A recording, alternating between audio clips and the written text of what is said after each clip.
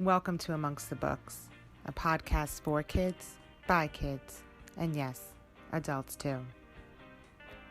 When you see yourself in a story, you develop a relationship to that story.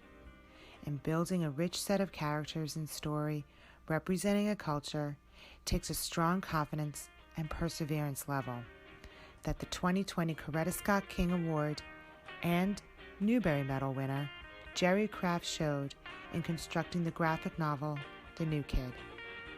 With characters, illustrations, and story that is relatable, touching, and inspiring, The New Kid speaks to readers of all ages. Becoming the first ever graphic novel to win the Newbery, Jerry Craft truly is a voice for the genre and the times. While working on his sequel, Class Act, Jerry sat down with us to talk about his process, his inspiration, and he even taught me how to not give up on a drawing. Thank you so much for being able to sit down and meet with my students. This is really a really exciting one for me, that this is our first one being able to do this as a group with the mixtures of both the schools. And having the kids all come together and especially talk about your book that has hit one of my top 10 favorite books. Oh, very cool. So I'm going to leave this open to the kids, and they have some amazing questions. These guys are good interviewers. I'm telling you, the New York Times is going to come find them. Nice. So, all right. So Francesca, why don't you start us off, okay? Okay. How long would you say your thinking process was for coming up with the plot of the story? So I went to Scholastic in 2014 to kind of pitch the ideas, and they liked it, and they said, "Oh, why don't you, do it up a little bit, come up with some ideas for it." And I went home, I was very excited, and I started to sketch it out. Nothing too serious, just kind of okay, let me figure out who the characters are and what's going on. And I did a couple pages and they liked it. And then they wanted me to do a couple more pages and they liked that. And then I just kept doing it in groups and groups and groups. Now, the only thing that was weird was that then they said that it didn't look like a full story. It just looked like it was, segmented. In other words, this happened and this happened and this happened, but it wasn't really a full story. So then I had to kind of go back to the beginning and kind of tie everything together. So I did that. So that was 2014. And then I think I sold it to a different publisher, and I worked on it from 2015, 2016. And then it didn't work out with that publisher. And then I signed a contract with HarperCollins in 2017. And I literally drew every single day from January 2017 until February 2018, which is 13 months of 15-hour days. And then once I was done with that, I handed it in, and then they looked at, they went through proofreading to see if there were any mistakes. And then I had maybe another month to fix all those things that they found. And then, so I was done by maybe March or April of 2018. And then the book came out in February of 2019. So all together, beginning to end, it probably took about 3 years. Wow. To do. And now they want New Kid 2 done in a year and a half. So that is pretty difficult, but that's, that's what I'm doing. Yep. Hard work. Yep. Okay, so Zana, why don't you ask your question, sweetie? What materials do you use for your artworks and stuff? So I draw on a Wacom tablet. So I do two things. So one is this thing right here, which I know is kind of hard to see. So let's see. It's where I can cut my background off. Okay. So this thing right here, and then I have my tablet, right? My stylus. And as I'm drawing like this, I see it on the screen. And then when I go on the road, because I do a lot of traveling, I have another one that it's different.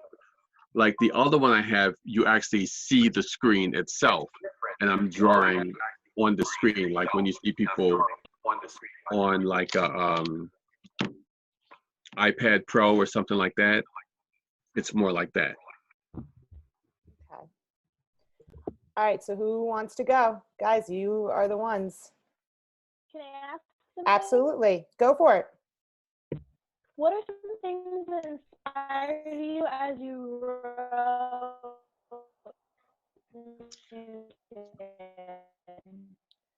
What are things that inspired me as I wrote it? One of the big when you were designing the characters. Rosalind, you're breaking up a little bit, sweetie. Yeah. Did you hear it more clearly than I did? I didn't know. Rosalind, if you Maybe want, she could type it. yeah, type me your question and I'll ask it, okay? All right. So who else wants to ask a question? Go for it, Emma. Okay. Are you proud of your work? And looking back, is there anything that you would change? So, the thing is, I worked so hard on it. In over 3 years, I must have read New Kid 100 times. I just read it over and over, and I fixed this and over. Oh, this could be funnier. Oh, I did this. Oh, you know what? Let me add this. And so I have to say that by the time that I was done, I was really pretty happy with it. Now, as far as the story goes, I think I'm like 100% happy with it. There are definitely some things that I look at visually that maybe I wish I had done a little differently. But I think for the most part, this is probably the happiest that I've been with any of my books. Okay. So Annabelle, Rosalind's question was, what were some things that inspired you to write The New Kid? So one of the biggest things, I was trying to reach two audiences. So one is when I was your age, I did not like to read. And there weren't, we didn't have graphic novels, so I didn't grow up having access to Smile and Drama and Amulet and Wimpy Kid and Dogman, like that. We just didn't have that. So I was really not a reader until I was an adult. And so I wanted to do a book that could get kids like me interested in reading. And the other thing was that specifically as an African-American boy, I didn't see myself in any of the books. So many of the books that I saw were about slavery, civil rights, police shootings, gangs, that kind of thing. And when I do school visits, I always say, like, to the girls in the audience, if the only books that you saw that had female protagonists, girls your age, is a girl that wanted to grow up and be a princess and ride ponies all day, you might get sick of it if that's the only thing that you ever see. It's like, hey, it's another pony book. Hey, and wow, another pony book. And you might be like, you know what? I'm a girl and I don't want to ride a pony or be a princess. I want to be a black belt in Taekwondo, or I want to climb rocks, or I want to pick up worms, just something that was different. And I just found that I think one of the reasons that I wasn't a reader is I never saw anyone remotely like me on TV, in books, in comic books, like, even the black superheroes were more sidekicks back then, like Falcon. Like Falcon never got his own comic. It was Captain America and the Falcon, things like that. So I really wanted to do something where specifically kids of color could also look at and be like, wow, there's a kid and it's funny and nobody dies, and just like that, like it's just like a cool thing. So that was really one of the those are the two of the main things that I wanted to do with it. Okay. So everybody, Miriam, I know you had your hand raised. Yeah. Go for it. My question is, out of 1 to 10, what would your confidence level be writing this book? Oh boy. So I'm telling you, these kids got questions. No, that's a good one. So okay, so I'm gonna do two things. One is my confidence level was pretty strong. I was confident that I would be able to do a good story. Now, was I confident that people would like it? I felt like if given the chance, yes, I knew kids would like it. I wasn't sure if adults would like it, because I think kids are more into change and things that they like more than adults are a lot of times. And like, for example, one of the biggest things, like if I asked you to name an African-American character from a book, or from like a book, like there's Greg Heffley, there's Captain Underpants, like an African-American character, especially one that has recurred, like Wimpy Kid or Dog Man or something like that. Like, would any of you be able to even come up with a name? I know I couldn't. Yeah. Right? Yeah. And it is 2020. Yeah. Right. And really one of the biggest in my lifetime was Fat Albert, and that was 50 years ago. Yes, very and true. There's not been any kind of replacement for that, in 50 years. So the thing with that is, why? Like, is there a reason? So then I was like, maybe they won't like it. Maybe they won't think that, kids in Oklahoma could relate to Jordan Banks, or, so that they wouldn't push it and they wouldn't give it a contract. So I was confident that if I did the book and I could just mail it directly to Annabelle and Miriam and Emma, if I could just mail it to you in secret, that you would read it and like it. But I was not confident that a publisher would pick it up and decide to publish it. That takes confidence to do what you did, definitely, in that sense. Like being able to write and draw this story completely, that takes a lot. Not many people can do it. So that's a big thing. Could you repeat what you said at the last part? You were breaking up a little bit for me.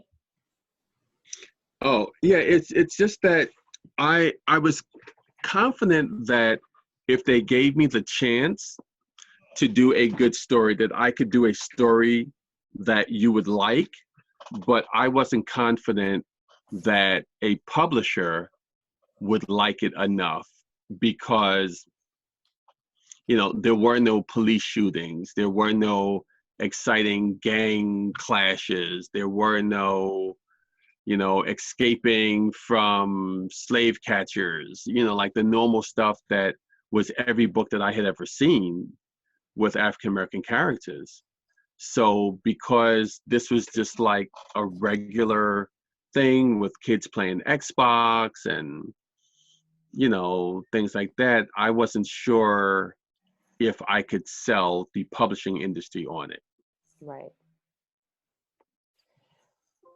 Well, definitely the publishing industry heard you loud and clear, and they apparently loved it as much as I know the readers all did, and I did especially. So you really did hit every note, I feel, and every. Thank you. But now this is my third publisher. So HarperCollins is the one where it finally stuck. Hey, so, yep. Perseverance right there. Yep. The first one rejected it like 4 times. The second one was going to print it and then just got rid of the whole label. And then HarperCollins was like, hey, yeah, this is good. We're going to go with it.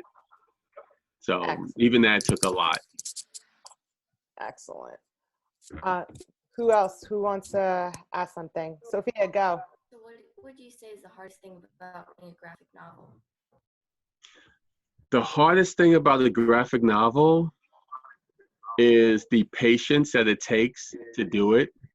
So when you see how much goes into one panel. So for example, I will give you, this is, can you see my page?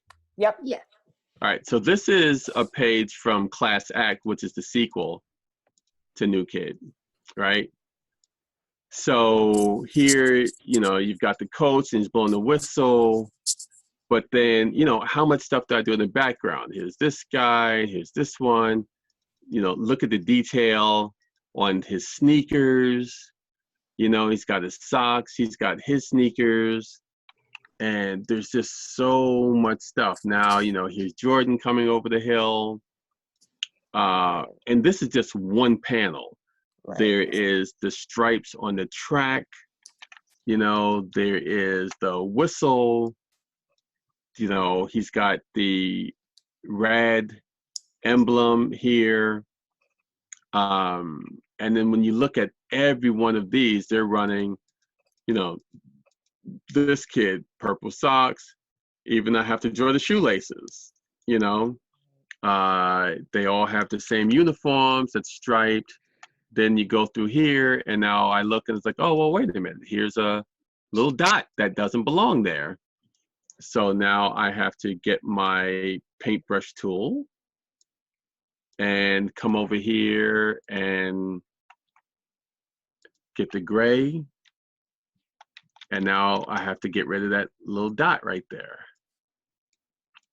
And now this is just one panel on a page that has 6 panels in a book that has 250 pages. So if you imagine what it takes to do this, now here's a line that doesn't belong here. So if I'm doing this, page like this panel 6 times for one page, and then doing it 250 pages, that's a lot of work. Yeah. And it definitely is not for everyone, because not everyone has the patience to do it, you know. And now when you get the book and you look at this, like, you may not notice that this kid has freckles, but I actually went in to take the time to do the freckles, because as you're reading it, you know, you're just going to go boom, you know. Are you going to notice that this kid here is bending over because he is huffing and puffing? You know, maybe not the first time, you know, maybe you'll put it down and you'll read it a second time. It's like, oh, wow, I didn't notice that kid the first time, you know? So this kid here, this just a foot coming in the frame. You know, this guy here is so tired that he actually fell out. So now I have to come in here. And again, I think even with new kid, there are so many things that people have never seen in the background that I think before class act comes out, I will make a video and talk about all the stuff that you have probably missed. It really is incredible to see the process and how much work really does go into this, because I think that's something that not many people do understand, that each panel, each image in each panel means something with the story. It brings something to the story. Right. So. And the thing is, like, if this was a prose novel, for example, I could just say the coach blew the whistle. Right. But I actually have to physically come up with what the coach looks like. Right. I can't just say the coach blew the whistle. So does he have glasses? Does he have a unibrow? Is he matching his cap with his shirt? Does he have hairy arms? You know, and you wouldn't have to describe that fully, like you know, like if this is prose, I wouldn't have to say, oh, the coach pulled out his silver whistle and picked it up with his big hairy arms with his unibrow and blew the whistle. Like, you wouldn't need to do all of that. But literally every character that I draw, I have to figure out like everything about them. Right. And it just makes it, I think that's what makes graphic novels just so much more a labor of love, but also just because it's like the details that you put into the images tell part of the story that the words don't need to be doing. So. Right. And now look at this view. This is an aerial view. It's like you're in a roof, on a roof, looking down. So they're going to PE. So this kid here has a lacrosse stick. This one here has a soccer ball. And again, you may not notice that. So that's an aerial view. And then to be different, this one here is more of a worm's eye view. Right. So now it looks like you're on the ground looking up underneath them. And this is just all stuff that I, you know, figure out and have to really plan it well. And, you know, hope that subconsciously that it makes a difference when you are looking at this, when the book comes out. Right. All right, so who wants to ask next? Annabelle or Joel? Annabelle or Joel, who wants to go? She can go. Okay, Joel, go ahead, Joel. Life been under distancing? So how has my life been since social distancing? So to be honest, I haven't even noticed the difference because I am literally in my studio. Like I've been drawing every day until about 4 o'clock in the morning. Wow. So like last night, because I had to get up early, I worked until I think 2:30 and then got up at 9:30. So I have about 180 pages completely done. And it's 250 pages long. So I have about 30 days to finish the other 70 pages so that the book will actually come out on October 10th of this year. Wow. And then what happens is with all this work, you know, you will get the book and read it in like an hour and be like, so Mr. Kraft, when's book 3? I'm like, oh. I'm like, Joel, you better read that book again and take your time this time. Rushing me. You know. But yeah, most of the only thing that has been different, obviously, is the amount of school visits that I was doing. Like I was supposed to do a school visit in Beijing, China, which obviously that got canceled. Right. I had a book fair in Dubai, which unfortunately got canceled. And then just a ton of, like, I would have been in Chicago today to do something for the Chicago public school system. And, you know, like, so that's the biggest thing. Right. That has been different. Yeah, it definitely, it's put a damper on a lot of school-related projects and plans, and I know that that's one of the tough things for education, especially that, you know, we want to be around the kids, and this is tough for us. So, Yep. All right, Annabelle, go for it. Looking back on Mama's Boys, a comic strip that you wrote that won 5 African American Literacy Awards, do you think that this is the biggest accomplishment that you made?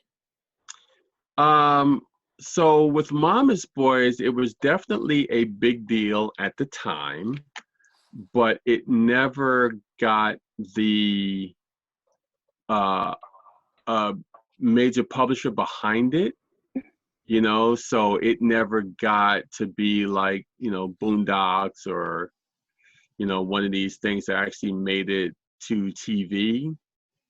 But now winning the Coretta Scott King Award and the Kirkus Award and the Newbery is pretty much as big as it can be. I mean, that's like winning, you know, the Academy Award for Best Actor or something like that.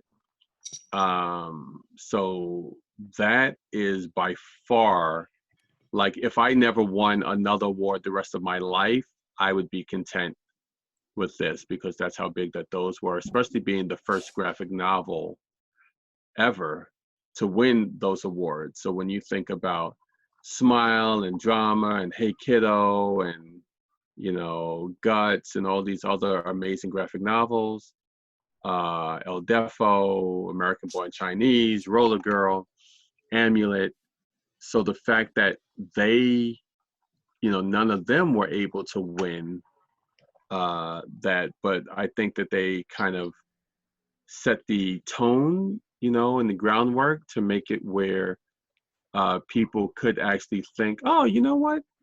Graphic novels are real books. So yeah, maybe we should consider this as a Newbery winner or a Caldecott winner or something like that, you know?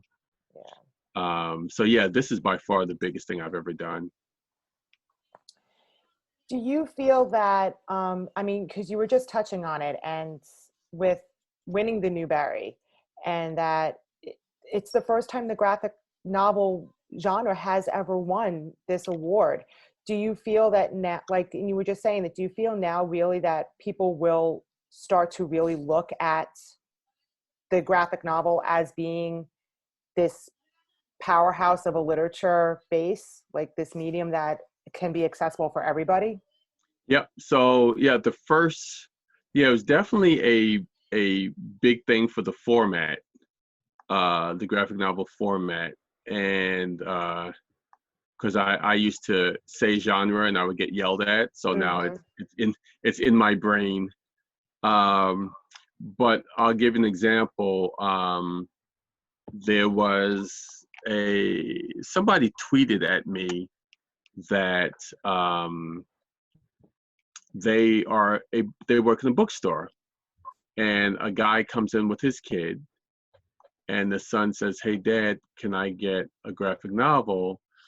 And the dad says, "No, I want you to get a real book." Right. And the woman says, "Oh, well, just so you know, a graphic novel just won the prestigious Newbery medal." And then the dad goes, "Oh, okay, well, in that case, get whatever you want, son." So yes, it definitely legitimized it. And I think that now there will be schools that are confident enough to maybe add it to their curriculum. There's a lot that are doing like summer reading and stuff like that. So, I think that it definitely has helped everybody.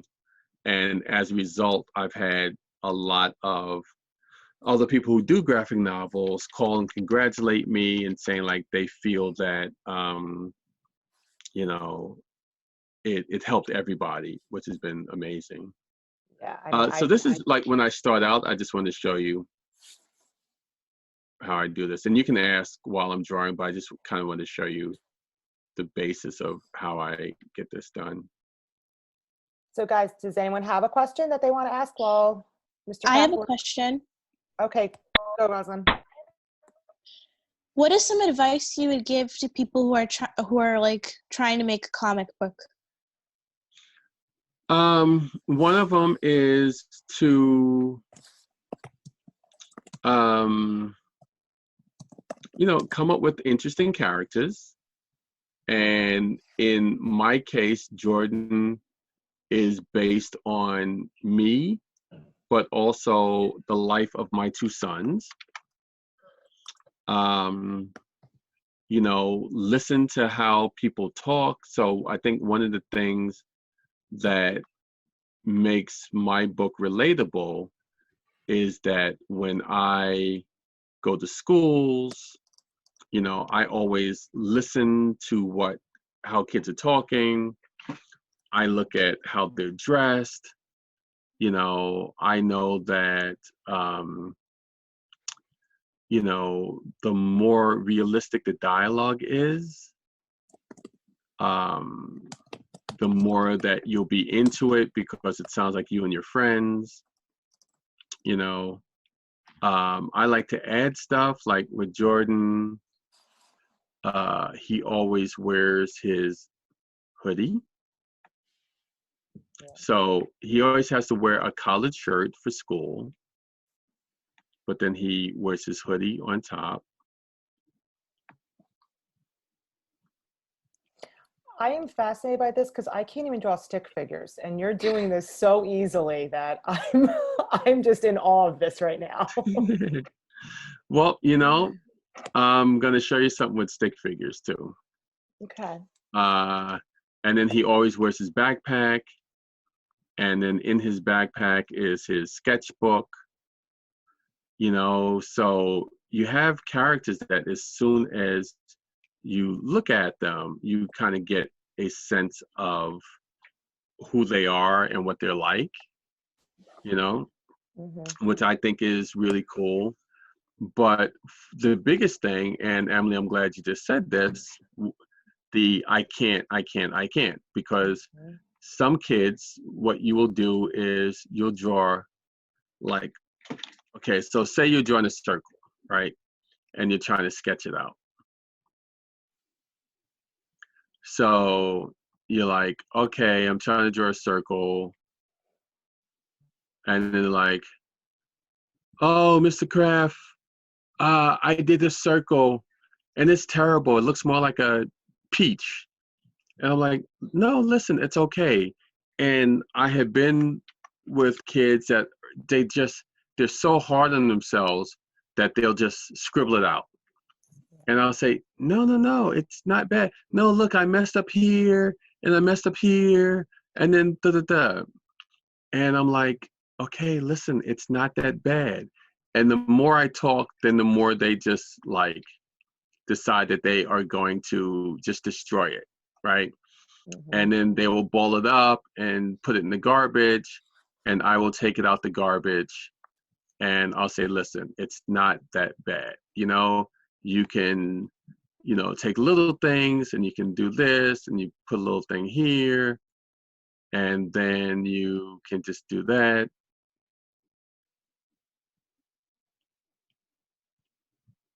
And then before you know it, you actually have something, right?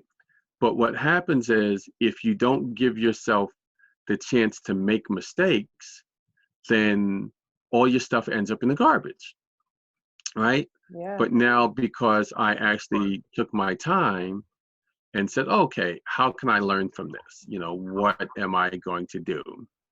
You know, so Emily, if you say, oh, I can't do this, then, you know, I'm going to pull you over and say, okay, you know what? Relax. I don't want to hear, I can't, young lady. Right. You know, and here, let's give her some fancy purple hair. I like it. You know, so this is the kind of thing that I do all the time, just to show that, you know, it really is okay to mess up and to learn, but, you know, just try to finish it, because so many sketchbooks I see are never finished. You know, it's like a couple lines here, oh, I don't like it, I'm going to go to the next page. Line here, oh, I don't like that, I'm going to go to the next page. And you never actually learn from it. That's why it's a sketchbook. Yep, right, absolutely.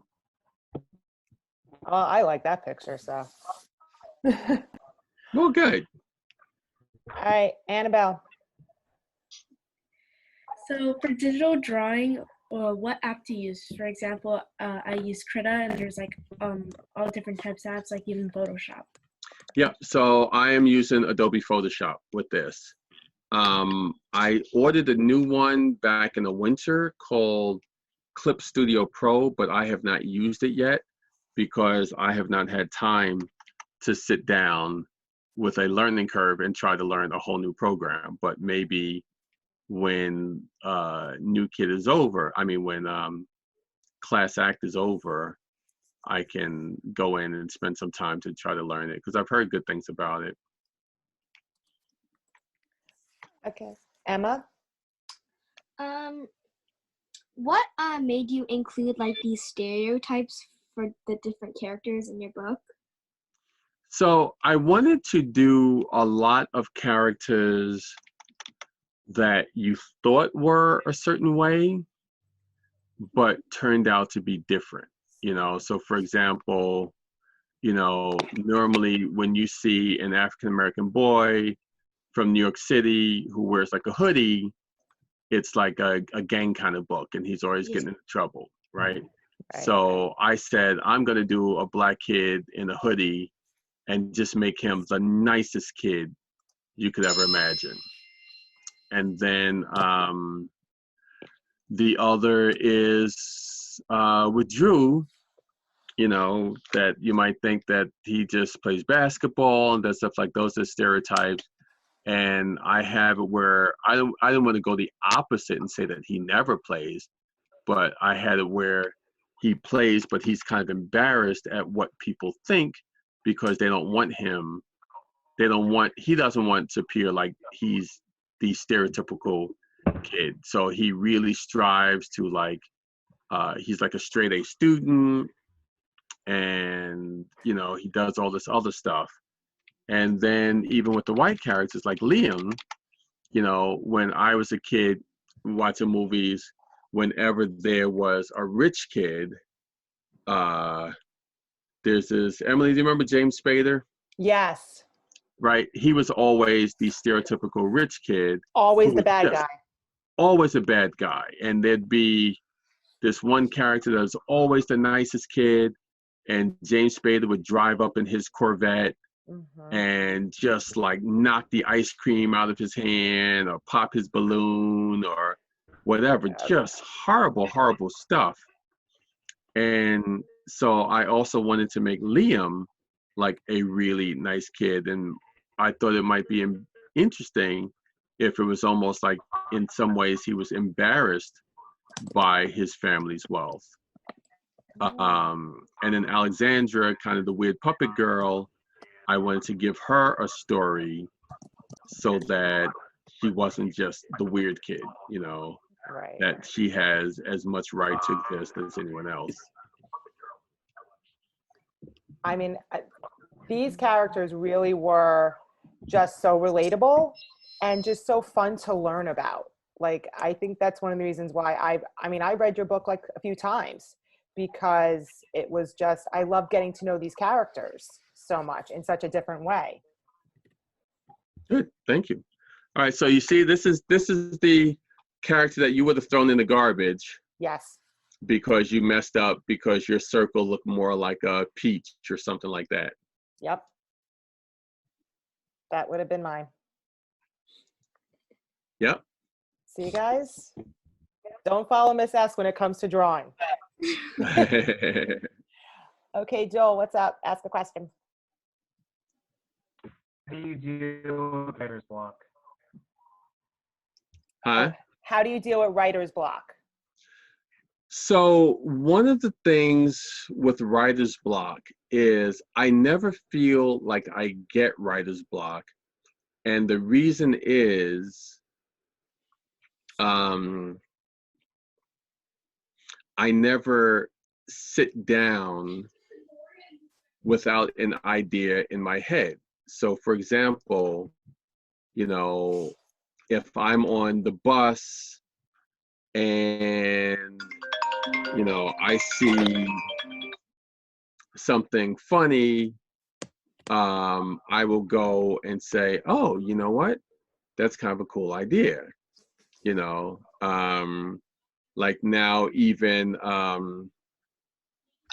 Zooming with you all, it's like, suppose I wanted to do it where, you know, I have this whole speech planned of giving kids confidence, and you could do it, and you could do it, and you can do it, and you're all like really confident, and the one person who's like, I can't do it, is the teacher. Yeah. Like that's kind of a funny story, you know. So by the time that I sit down to draw it, I go, okay, I'm going to do the story where the class is like, yeah, I can do it, I can do it, I can do it. And then at the end they go, hey, Miss Emily, can you do such and such? And she's like, no, I can't do it. You know, like I think that could be like a funny kind of thing. So by the time I sit down at my computer, I already have the idea. So like I did a comic strip where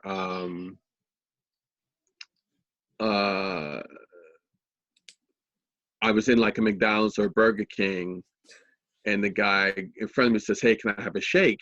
And I said, wouldn't it be funny if instead of giving him a milkshake, the guy leans over and grabs him and starts shaking him, right? So I did a comic strip on that.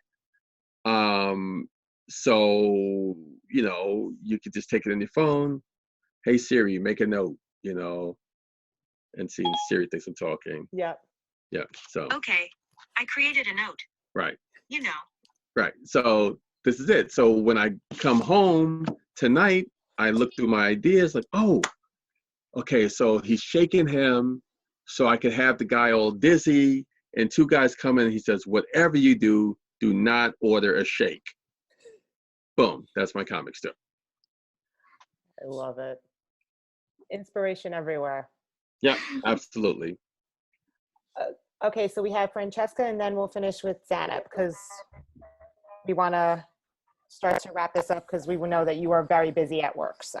All right, but Mary Ellen looked so sad when they Okay. called. So Go, Francesca. Have a passion for writing? Do I have a passion for writing? Did you always have a passion for writing? No. Because I wasn't a reader, I didn't think that I was a writer, right? Because how can you be a writer if you don't like to read? So, that wasn't until I got older. So I did a comic strip. And the cool thing with the comic strip is that it's not a lot of words. So I could literally have that comic strip that says, whatever you do, do not order a shake. 8 words, and I'm done. And when I went to do a book, I had my friend agree to help me. And I said, hey, I have this idea. How about I write a chapter, then you write a chapter. Then I write the next chapter, then you write the next chapter. He's like, yeah, I bet, let's do it. So I wrote the first chapter, and I waited, and I waited. And I wrote the second chapter while I was waiting, and I waited for him to write chapter 3. So then I wrote the third chapter, and I waited, and then I wrote the 4th chapter, and then 10 chapters in, I was like, hey, I don't think that I need this guy to do this. And that was when I really figured out that I could actually write a book myself, but just little by little, and piece by piece. And then one of the things with New Kid is it's not just the writing, it's the rewriting. So for example, originally I thought that Alexandra with the puppets would just be a silly character, and then I realized that I didn't want the whole book of just people making fun of her. So then I had to go back and say, why does she wear the puppet? Well, she burned her hand. Okay. So then I was like, how did she burn her hand?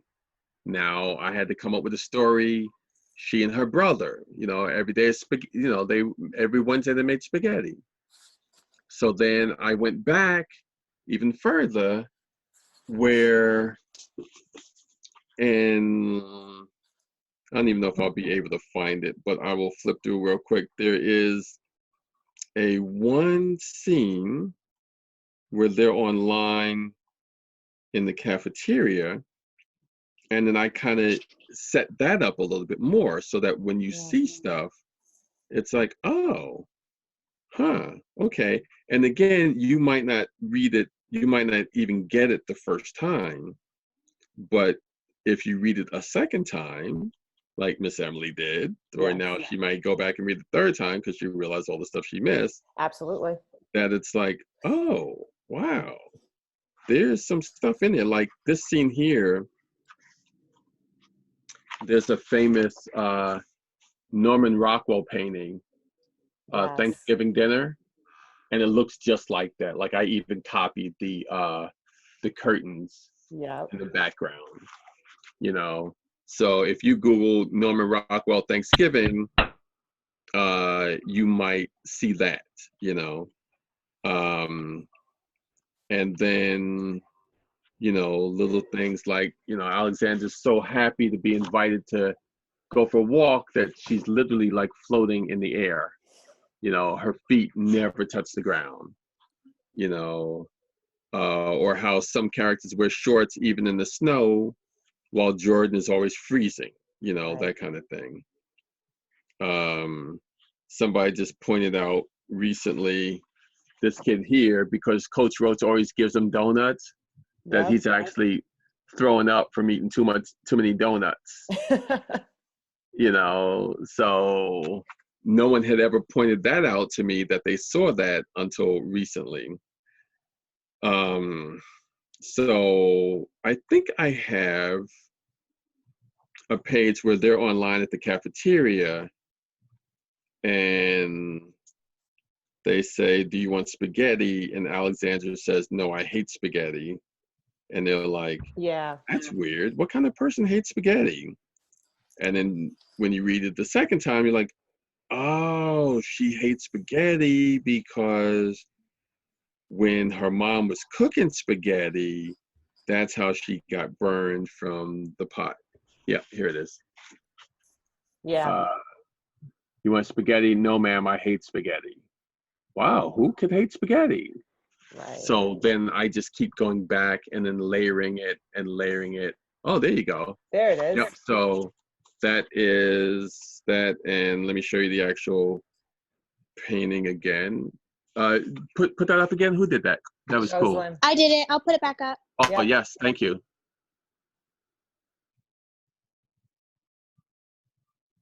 There you go. There you go. Yeah, so it is the grandma, got the curtain. So now look at the curtains, look at some of the stuff that's on there, that kind of thing, and the wallpaper, right? Yeah. And now I've got like the same curtains, the same wallpaper, the dad holding that, you know, because I just wanted to show kind of the American slice of life that you don't necessarily see with African Americans, Right. you know, just to have like a wholesomeness to it. You know, every chapter is, you know, a movie title, Yeah. you know, or TV show, or, you know, something like that. And, you know, you may not get them all, you may not get any of them, you know, but then you might be like, oh, you know what? That, where did I see that before? Like, I'll give you one.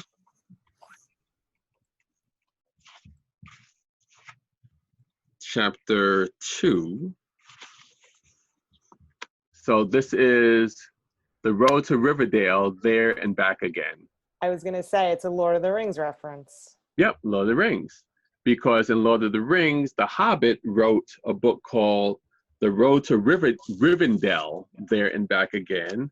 And now look at Jordan. And now look at the Hobbit. Yep. Right?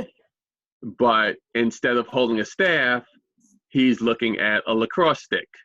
Right. And then instead of a map of the magical kingdom of the Shire, it's the road going from Washington Heights to Riverdale. Right. Right?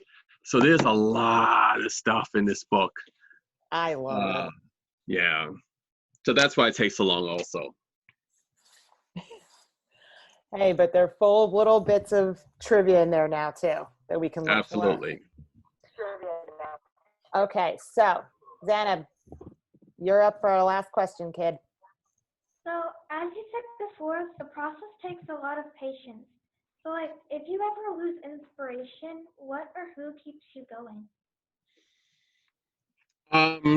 Talking to a class and teachers that have read the book multiple times, talking to a African-American boy who cried when he read the book because he had never seen himself in the book before, talking to kids in New Zealand who couldn't be further from Jordan Banks but said that they related to him so much, having teachers come up to me in tears, literally like in tears, saying that there's a boy in his class who has never read a book, and he read New Kid, and he came and said, Miss Emily, promise me you will read this book tonight so that when I come in tomorrow, we could talk about it. And like that kind of stuff. So when I think about that and the impact that it has, that really is all the inspiration that I need to be able to do that, because it is like really such an honor, especially like I said, when I think how little I liked to read and how it was just painful for me, and how, you know, teachers used to take our comics because they thought that, you know, these would like rot your brain. Yeah. And, you know, that kind of stuff. And then to go and be like the first graphic novel to win a Newbery, and the second to win that and the Coretta Scott King award in this, for the same book. That kind of stuff is really pretty amazing, and that gives me basically all of the all the inspiration I could ever need to have. And if you haven't seen the cover, so this is the cover of the second book. I can't wait for this book. I really can't. See? Now I'm inspired to get back to work. But honestly, like your book really did touch a lot of students that I've introduced it to, and teachers as well. So I mean, it really was a book that reached so many people on so many different levels in so many different ways, and I'm thankful that you were able to produce it. So good. Well, you're welcome. All right, so with that, guys, we are going to have to say goodbye to Mr. Kraft. So everybody, I want to say thank you so much for joining us, and Mr. Kraft, thank you so much for joining us as well. This was truly an honor to be able to talk with you, and thank you for being our first Zoom interview also. Much appreciated for that one. So yes. All right. Well, thank you all, and stay safe. And I'll talk to you when book 2 comes out. Absolutely, definitely. All right. Thank you. Have a good day. See you, everyone. Thank you. Bye. Bye. Bye. Inspiration can find us anywhere. And thank you to Jerry for speaking to us and showing us how even the littlest spark can make a memorable story, along with a good dose of confidence, perseverance, and time. To learn more about Jerry, visit jerrycraft.com or follow him on Twitter or Instagram @JerryCraft. You can follow Amongst the Books wherever you listen to podcasts. Be sure to rate and review us. We would love to hear from you. And be sure to share us with all of your friends. Find us on Twitter @amongstthebooks_podcast or on Instagram @amongstthebookspodcast. You can also find us on our new YouTube channel @Amongst the Books.